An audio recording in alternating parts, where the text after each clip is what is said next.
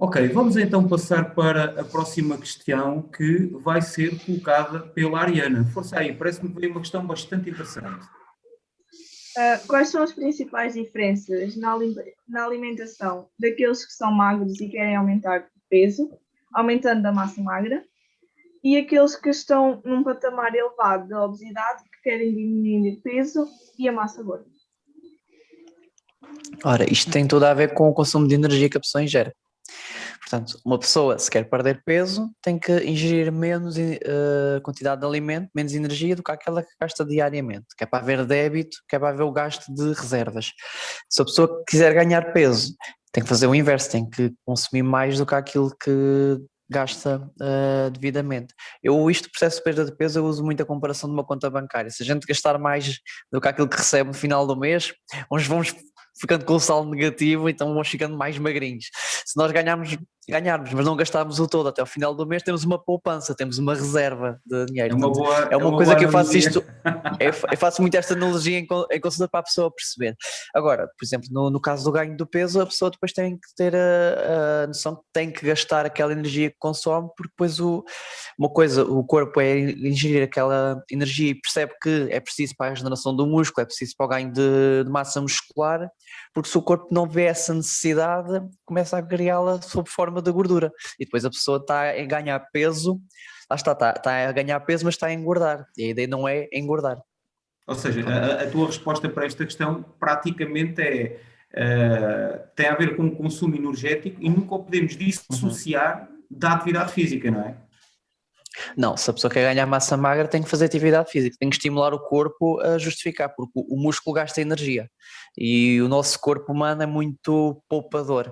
Nós temos um património genético que eles caçavam e podiam estar não sabemos quantos dias sem comer. Ou seja, nós geneticamente, nós comíamos hoje e não sabemos se podíamos comer daqui a uma semana, daqui a 2 ou 3 dias, então o corpo criou aquele mecanismo de reserva de energia. Agora, como há excesso de alimentação, o nosso corpo vê que há tanta oferta e vai guardando e depois é que há o excesso de gordura. Se o corpo vê que o músculo que gasta muito, se é que uma pessoa demora às vezes 4, 5 meses para ter um determinado objetivo muscular, mas se tiver um mês parado, perde de repente. A pessoa emagrece e perde muito massa muscular, porque o corpo vê que aquilo está só a gastar energia e não está a ser utilizado. Então descarta, começa a poupar de outra forma e perdemos massa muscular. Bem, André, está aqui uma pergunta muito interessante que vai ser colocada pela Antonieta, que tem um pouco a ver que tem um pouco a ver com aqueles que desconhecem totalmente o que é o universo de estar com um nutricionista e trabalhar com um nutricionista. Estou muito curioso. Lança aí a tua questão, Antonieta. Um cliente entra no seu consultório com um determinado objetivo. Pode escrever resumidamente o processo que se desenvolve até o momento que lhe prescreve um plano alimentar? É certo. Ora, muito resumidamente, primeiro, conhecer a pessoa, saber então qual é o objetivo que a pessoa quer. Eu quero isto, quero perder peso, quero ganhar peso, tenho esta patologia e quero tratá-la, quero esclarecer-me aqui algumas situações, pronto. Disso, fazer uma avaliação do estado nutricional da pessoa, seja a recolha do peso, da altura, massa magra, massa gorda, da hidratação, também conhecer a pessoa que eu tenho à minha frente, seja quer estes dados antropométricos, como se chamam, ou como os antecedentes pessoais e familiares, seja se a pessoa é doente, quais são as limitações que a pessoa tem, quais são as características que a pessoa tem, ou seja, conhecer a pessoa. E depois fazer, através desses dados todos e dessa informação toda recolhida, tentar fazer um plano alimentar, algo que a pessoa se sinta bem a fazer, que se identifique e que acredite que aquilo vai ajudar a cumprir o seu objetivo. Porque fazer a pessoa chegar de repente e eu dar um plano alimentar, não conheço a pessoa, não sei se vai resultar, se calhar estou a sugerir alimentos que a pessoa não gosta, a pessoa se calhar quer eu estar a dizer que a pessoa não pode comer nenhum doce no final do dia ou bolachas ou tudo mais, e a pessoa não se sente bem se não passar um dia sem comer aquilo ou sem tirar o açúcar do café, por exemplo. Pronto, mais vale contabilizar esses erros que sabemos que vão acontecer e compensar de outra forma e ir trabalhando ao pouco aquele erro de maneira que que se vá atenuando e que a pessoa vá deixando, por exemplo, do que fazer às vezes uma coisa de um 8 a 80, porque há pessoas que fazem radicalismo e depois há o reverso da medalha, que depois deixam fazer, porque um plano alimentar é uma estratégia alimentar para a vida da pessoa. A pessoa é aquilo que a pessoa deve fazer para sempre, pois conforme as necessidades dela vão-se flutuando. Pois depende se o objetivo é de curto prazo, se é de longo prazo, o que é, pois cada caso é um caso, mas de grosso modo é assim que uma pessoa depois trabalha e depois faz o acompanhamento da pessoa para saber se o que é preciso ajustar ou não, se a pessoa está motivada, se as coisas estão a correr de acordo com o expectado e se não estão a correr, saber o que é que fazer para trabalhar. Ou seja, é um processo contínuo que se inicia sempre por conhecer a pessoa que temos à nossa frente e por fazer, portanto, uma recolha de dados, conhecer o historial daquela pessoa, relacioná-los com o objetivo e depois fazer digamos que preparar um trabalho personalizado, não é? Isto não deixa de ser curioso, porque a Adriana tem uma questão para te lançar que tem a ver com o reverso da medalha, que é não recorrer a um profissional qualificado e a própria pessoa adotar uma dieta. E adotar uma dieta a partir de onde? Agora passo a palavra à Adriana, porque ela tem aqui essa fantástica questão para lançar. Dieta do ovo, dieta da seiva, dieta do metabolismo, dieta paleolítica, dieta cetogénica, dieta mediterrânea, são apenas algumas das muitas referências que se encontram numa simples pesquisa da palavra dieta na internet. A adoção de qualquer dieta, sem o acompanhamento e aconselhamento do profissional, pode ser contraproducente. Porquê? Ora, aqui há uma pequenina questão que eu gosto de sublinhar. Há bocado fizeram uma questão do plano alimentar que eu faço. Agora estão-me a falar de dieta. Estão-me a falar de duas palavras, duas expressões diferentes. E que muitas vezes as pessoas confundem e misturam. O que é uma dieta em si? Assim, temos pouco tempo, mas fazer um bocadinho, dar-vos 10 segundos para vocês pensarem, definirem o que é dieta com 3 palavras apenas.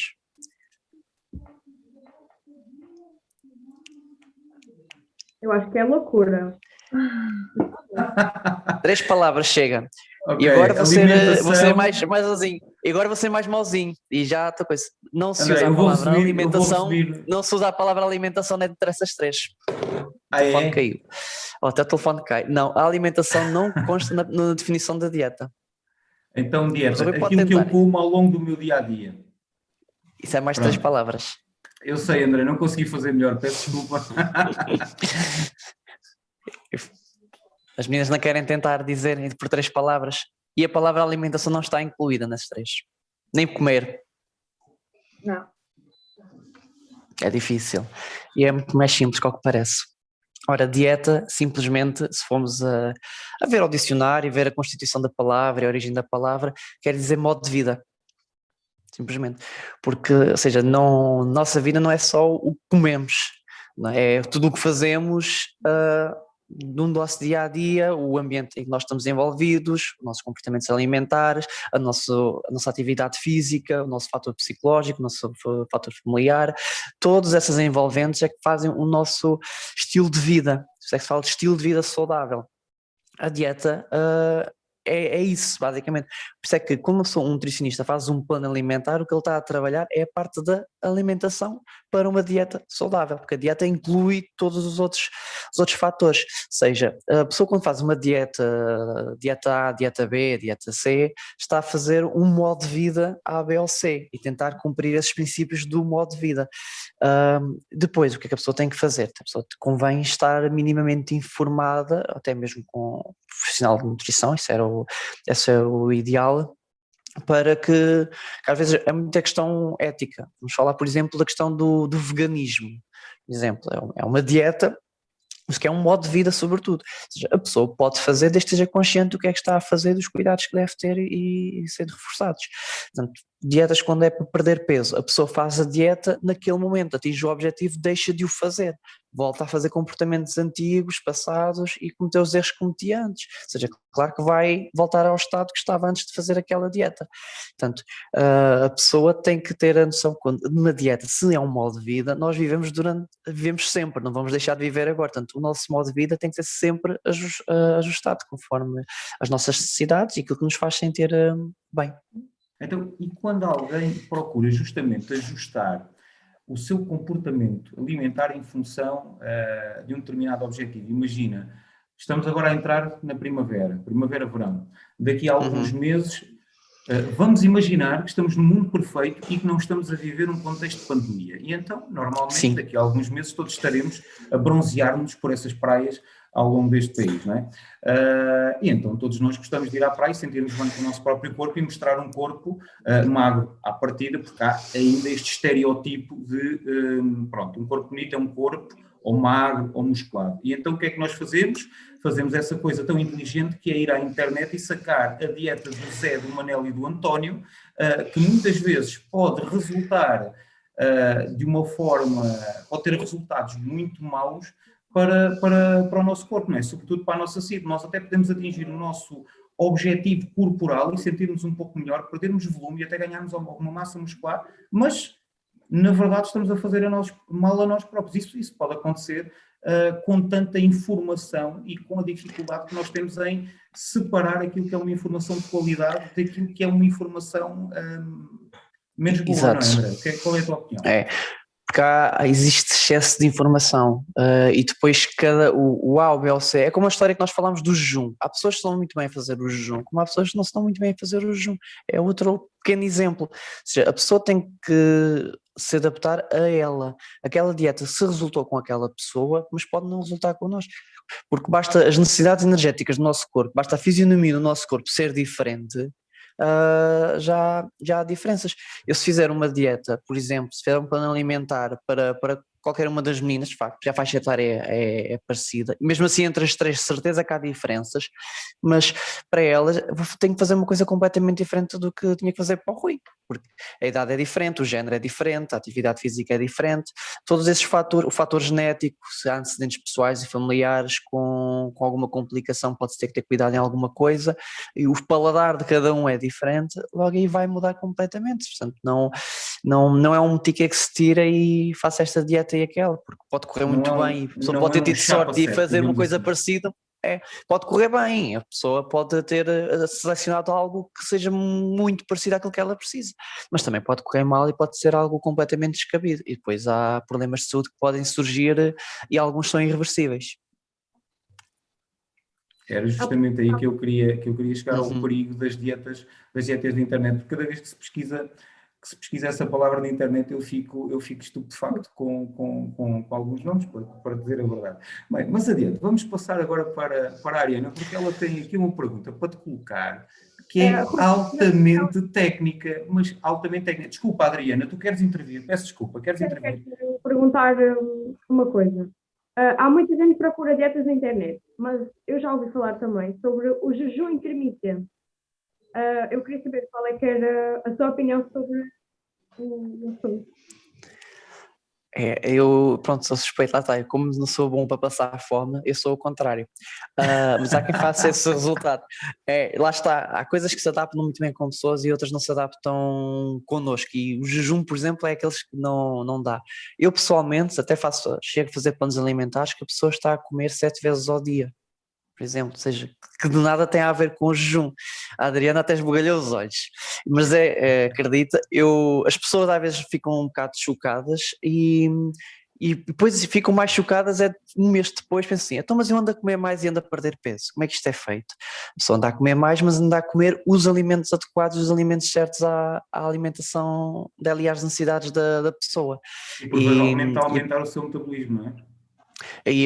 Lá está, eu aqui sou muito de analogias e eu gosto muito de dizer que é tirar lenha à fogueira, ou seja, deixar a chama sempre a queimar, o corpo está sempre a queimar calorias, deixar totalmente apagar, depois quando vai para acender nós temos que pôr muitos mais recursos e depois a pessoa com o jejum intermitente às vezes pode ter uma compulsão alimentar, teve tanto tempo sem comer, tanto mal-estar, depois quando vai para comer acaba por comer em excesso e cometer excessos de energia que acaba por compensar todo o resto que não teve a comer antes. Portanto, a pessoa faz o jejum intermitente, mas depois sabe que depois tem que comer certo tipo de alimentos para não estragar o tempo todo que teve sem comer.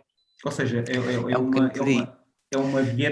uma estratégia, digamos assim, que implica aliás, de uma forma geral, uma pessoa comer bem e seguir um plano alimentar implica uma grande exigência, né? Mas o jejum intermitente implica ainda menos. Eu penso que isto terá a ver com a nossa conversa de ontem à noite, porque a Adriana dizia-me que estava com uma grande vontade de assaltar a despensa, porque tinha lá um pacote de bolachas e ela tinha jantado há pouco tempo, mas não conseguia parar de pensar nas bolachas enquanto via aquela série. E eu disse-lhe, rapariga, vai, consome uma bolachinha ou duas, não há de ser por aí. Não posso. Pode, não, mas é mesmo preferível isso. É mais vale comer logo aquelas 2 ou 3 bolachas e a pessoa fica saciada, teve a comer, do que depois estar a noite toda a dormir sobre o assunto. A pessoa não descansa, ainda tem stress, ainda faz pior. Ainda engorda mais por não ter comido do que ter comido as bolachas. Lá está. Acontece muito isso. O stress afeta logo a perda de peso e objetivos da pessoa, quer seja ganho ou perda de peso. Isso é certo. E pronto, no nível do jejum intermitente, a pessoa tem que ser bem informada e bem acompanhada, que é para não cometer erros graves, porque depois muito tempo sem alimentação, a pessoa, pronto, pode haver cansaço, fadiga, pronto, pode haver ali outras situações que a pessoa não se esteja a adaptar muito bem. Portanto, qualquer dieta pode ser execuível, mas tem que ser bem acompanhada e a pessoa tem que estar bem informada, saber bem o que fazer e os cuidados a ter. Muito bem. Adriana, penso que agora me permites seguir para a próxima questão. Penso que também ajudei a esclarecer um pouco a tua dúvida. Faz o favor de comeres as 2 bolachas então antes de ir para a cama, porque não te fará mal, de acordo com o nosso caro nutricionista. E então agora passo a palavra à Ariana, porque traz aqui uma questão complicadíssima, do meu ponto de vista, altamente técnica, e eu estou muito curioso com esta resposta. Estou mesmo muito... Força, Ariana. Então, como calcular quantas calorias uma pessoa deve consumir por dia?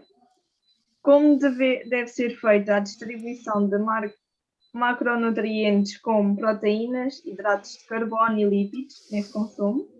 E como pode essa pessoa saber se está efetivamente a consumir a quantidade calórica previamente definida? Ora, se uma pessoa conseguisse fazer isto tudo, não era preciso nutricionistas, porque éramos todos nutricionistas nós próprios. Pronto, certo. A parte mais, se isto fala isto mais na parte da pessoa saber as quantidades certas, porque também estarmos tão obcecados a contabilizar a caloria, apesar da comida que nós comemos e tudo mais, acaba por depois ser um comportamento alimentar mais para o transtorno e acaba por ser ali uma obsessão e a nível psicológico pode haver outras repercussões. Mas começando pelo início, para as necessidades energéticas. Geralmente o que está preconizado pela Organização Mundial de Saúde e mais outras fontes, somos a dizer números, normalmente é 1 grama de proteína por quilo de peso da pessoa. Portanto, uma pessoa pesa 60 quilos, deve ingerir 60 gramas de proteína. Isto uma pessoa sedentária ou pouco ativa. Se formos para uma pessoa que já tem mais atividade física, já pode subir essa fórmula rápida, digamos. Tanto que, por exemplo, uma pessoa que vai para o ginásio para ganhar massa muscular, culturismo, já pode ter necessidades por 2 gramas por quilo de peso. Ou seja, isto para dar um exemplo que 1 grama por quilo de peso não é muito.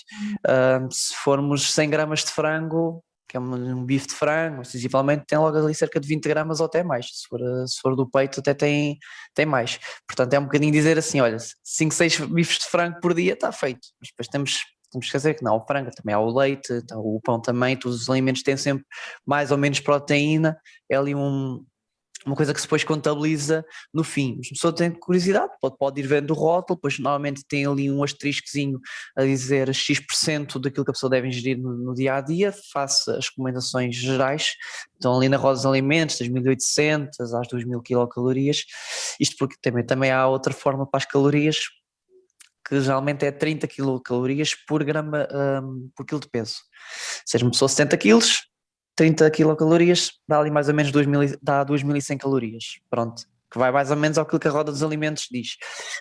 Depois depende do fator de atividade física, se a pessoa quer perder ou ganhar peso, tem que ou aumenta a ingestão calórica, se quer perder peso, se calhar em vez de 2100, se calhar passa por 1800 para ter ali um débito calórico. Aí a conversa já vai para o outro lado.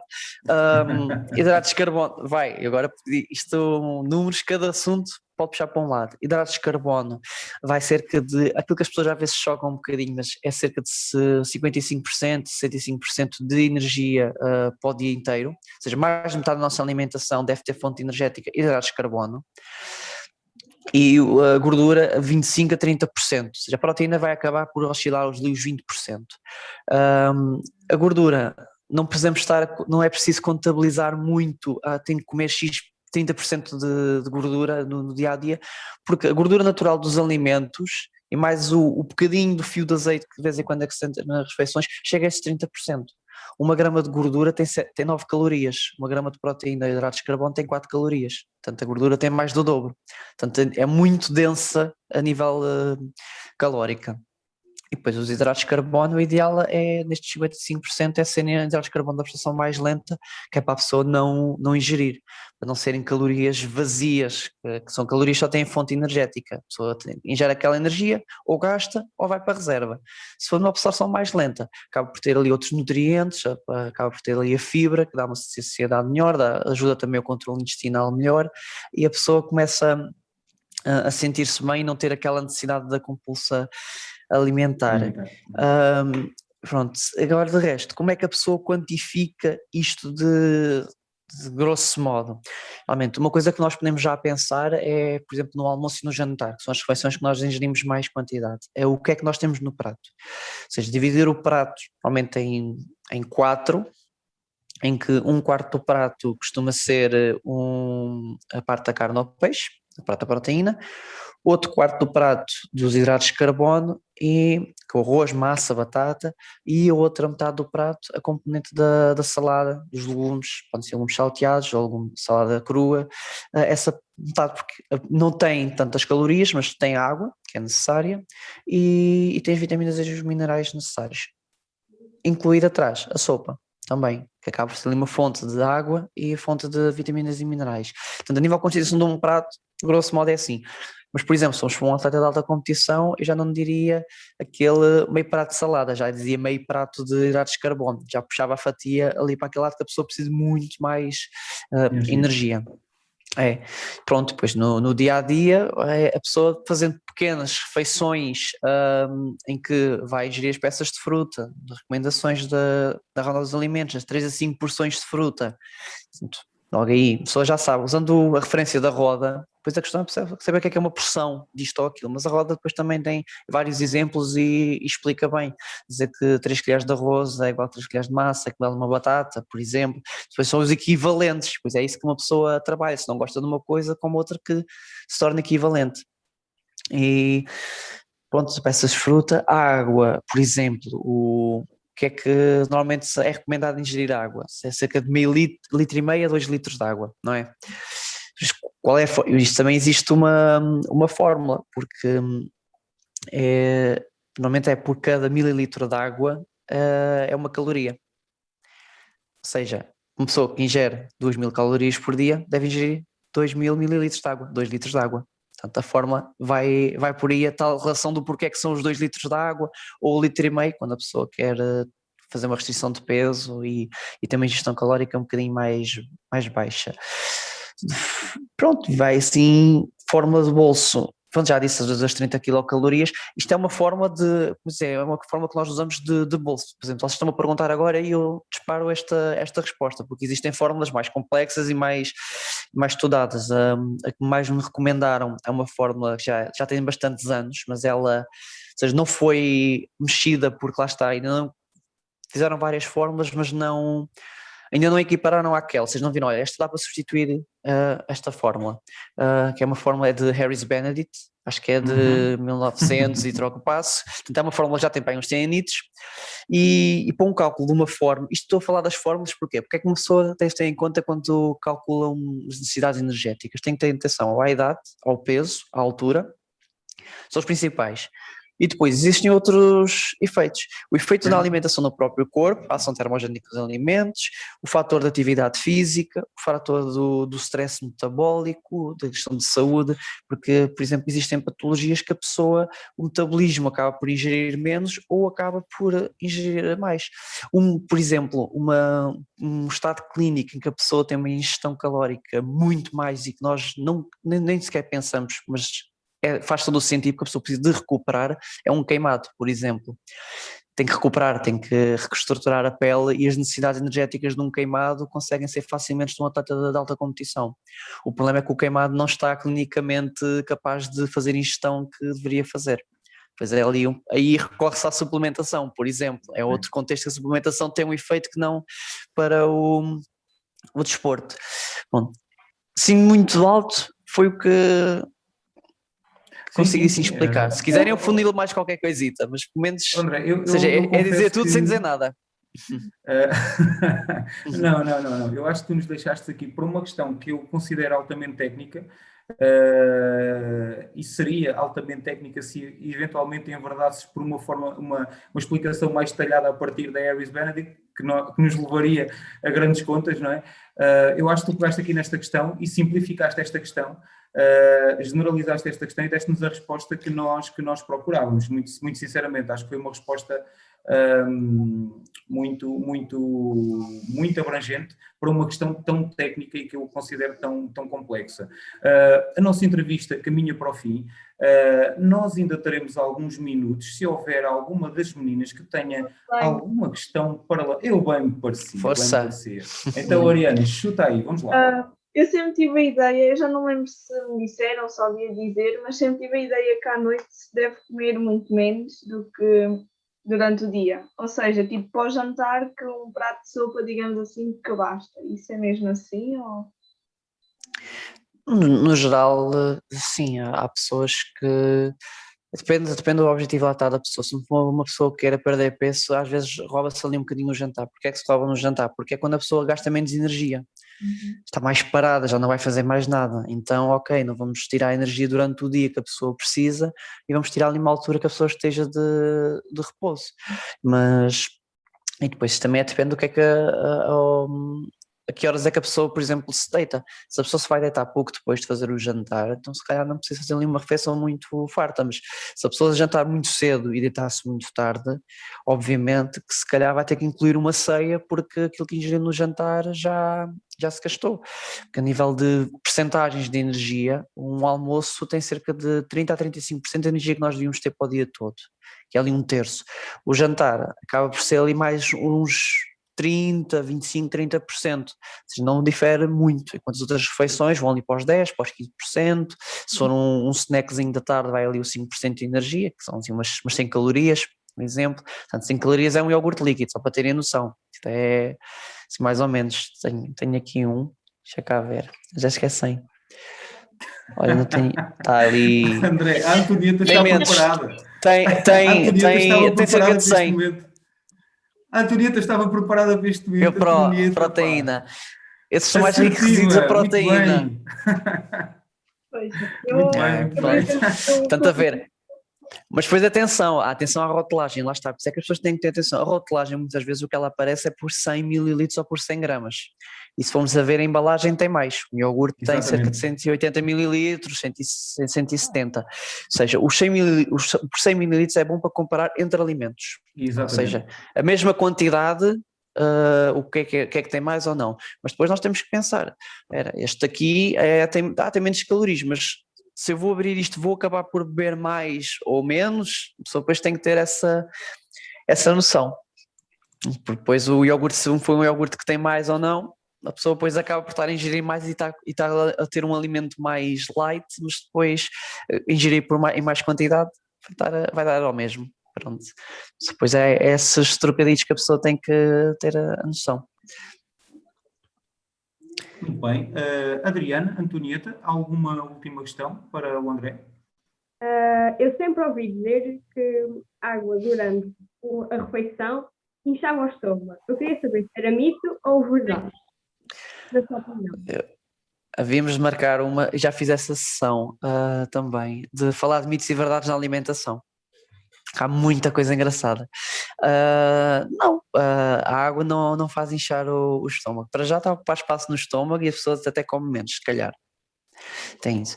A pessoa não pode encher também a barriga demasiado de água, porque depois também a nível da digestão a pessoa depois pode se sentir mal, pode haver ali algum comportamento. Mas a pessoa beber um copo de água à refeição não faz mal, não faz nenhum. Às vezes é um bocado o fator psicológico da pessoa, porque depois está está a ocupar espaço no estômago para aquilo que é a refeição propriamente dita.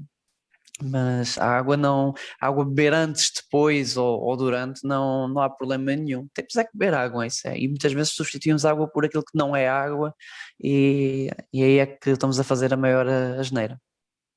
Muitas das vezes o corpo pede água e nós vamos beber tipo um sumo ou uma Coca-Cola, o que dá ainda mais cedo. Ora, aí está. E acabam por dar mais sede, exato. Porque eles acabam por ter outras substâncias que nos vão dar mais apetite. E depois a saciedade não fica comprometida. Nós podemos até estar hidratados, mas depois estamos a comprometer de outra forma. Pronto. Muito bem. Antonieta, alguma última questão? Não, eu acho que já foi tudo respondido. Sim, é mais importante, a Ariana já colocou lá em cima, então pronto. Ok. A Ariana roubou a tua questão, portanto. Mas não pensámos, pronto, foi sorte. Ou não, foi azar. Ok. André, resta-nos então agradecer a tua disponibilidade. Muito obrigado pela informação que partilhaste aqui connosco. Foi bastante interessante. Gostei particularmente de termos questões bastante técnicas a que tu deste habilmente a volta e nos deixaste aqui num discurso muito, muito facilitador à compreensão. Muito obrigado pela tua presença. Vou deixar agora a palavra às nossas meninas. Força, meninas. Obrigada, assim que também acompanhou esta conversa até ao final. Aproveitamos para pedir, caso tenha gostado, deixe um like e partilhe nas suas redes sociais. Muito bem. Resta-me a mim dizer que espero encontrá-lo na próxima terça-feira, na rúbrica Sabia Que, onde vamos voltar a falar de atividade física, mas desta vez sobre os riscos do sedentarismo e, lá está, por oposição, sobre as vantagens ou os benefícios da atividade física. Muito obrigado pela sua presença aqui. Fico bem. Proteja-se. Mas seja assim.